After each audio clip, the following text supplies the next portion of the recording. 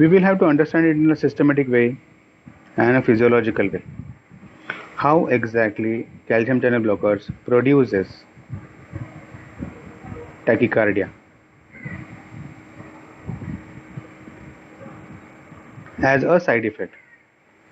How exactly calcium channel blockers produces tachycardia as a side effect. Now this is what is one of the very important. अगर ये समझ गया तो pharmacology becomes more interesting. The most important subject that we all know. ये सबसे ज़्यादा important subject है. So how exactly we are talking about right now? How exactly calcium channel blockers produces tachycardia? As we were talking about mechanism of action क्या है उसका? Those are the vasodilators. मतलब body के सारे vessels dilate करेंगे. It is going to dilate all the vessels of the body. Now pay attention well. This is very interesting.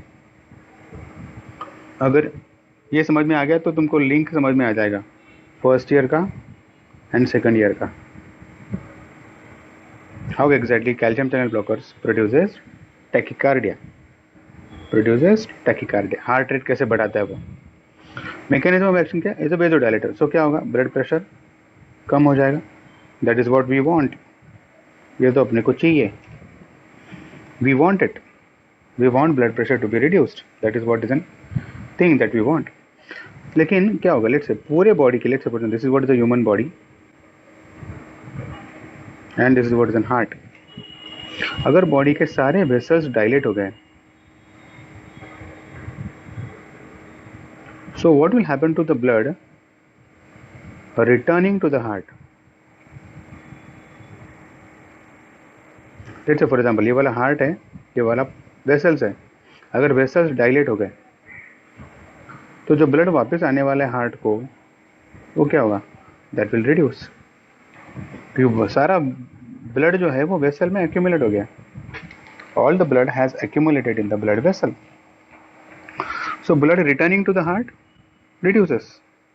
अगर blood returning to the heart reduce हो गया तो एक beat में हार्ट जितना ब्लड पंप करता है वो कम हो जाएगा. That is what is called as a stroke volume.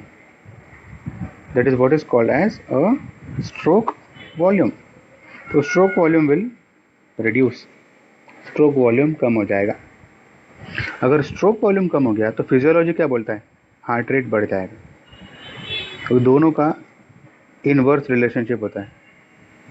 It is inversely proportional. Heart rate and stroke volume are inversely proportional. तो वेसोडायलेटर जो भी ड्रग्स हैं जो ब्लड प्रेशर कम करते हैं, सारे ड्रग जो है हार्ट रेट बढ़ाएंगे. They produce tachycardia as a side effect.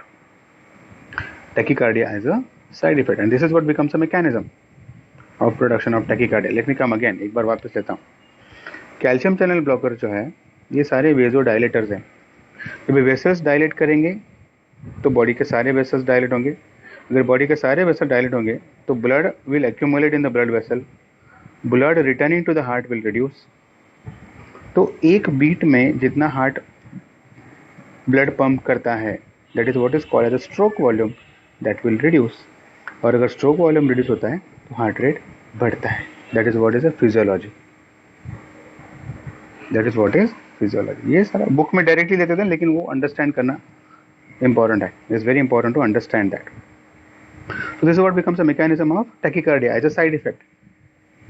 तो इंपॉर्टेंस क्या, अगर तुम कैल्शियम चैनल ब्लॉकर्स प्रिस्क्राइब करते हो पेशेंट को as a vasodilator, as an anti hypertensive, तो उसको बता दो कि ये ड्रग लेने के बाद तुम्हारी धड़कन थोड़ी तेज हो जाएगी, heart rate will increase, palpitation होगा, छाती में दर्द हो सकता है आधे घंटे के लिए ड्रग लेने के बाद.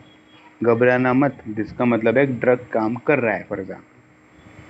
सो it is important to know the side effects.